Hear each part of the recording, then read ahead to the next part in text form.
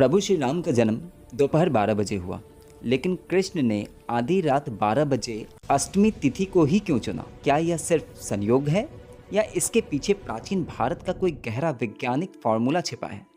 चलिए आज के न्यूरोसाइंस और एस्ट्रोनॉमी की मदद से इस गहरे रहस्य को डिकोड करते हैं।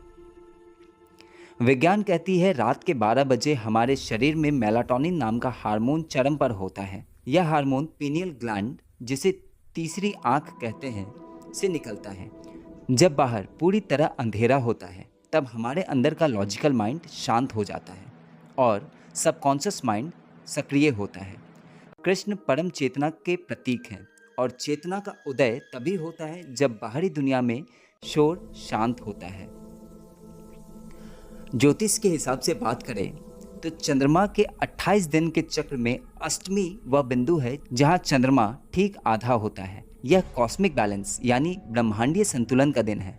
कृष्ण का जीवन न तो पूरी तरह से वैराग्य था, न पूरी तरह से भोग यानी संतुलन के देवता। इसीलिए उन्होंने महीने के सबसे संतुलित दिन अष्टमी को चुना। आर्कोलॉजी और एस्ट्रोनॉमी के सॉफ्टवेयर बताते हैं 3112 बीसी की उस रात ग्रहों की स्थिति ऐसी थी जिसे हर्ष योग कहा जाता है। रोहिणी नक्षत्र और चंद्रमा का वह मेल इंसान के मानसिक विकास के लिए सबसे शक्तिशाली माना गया है। हमारे पूर्वजों को ग्रहों की इस स्थिति की सटीक जानकारी थी, जिसे हम आज आधुनिक कंप्यूटर से प्रूफ कर सकते हैं। जेल का मतलब हमारे शरीर के अहंकार का बंधन, आधी रात का मतलब अज्ञानता का अंधेरा।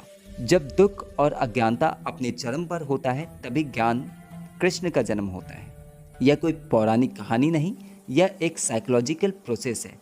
जब आप अपने भीतर के शोर को शांत कर लेते हैं तभी आपके अंदर कृष्ण का जन्म होता है।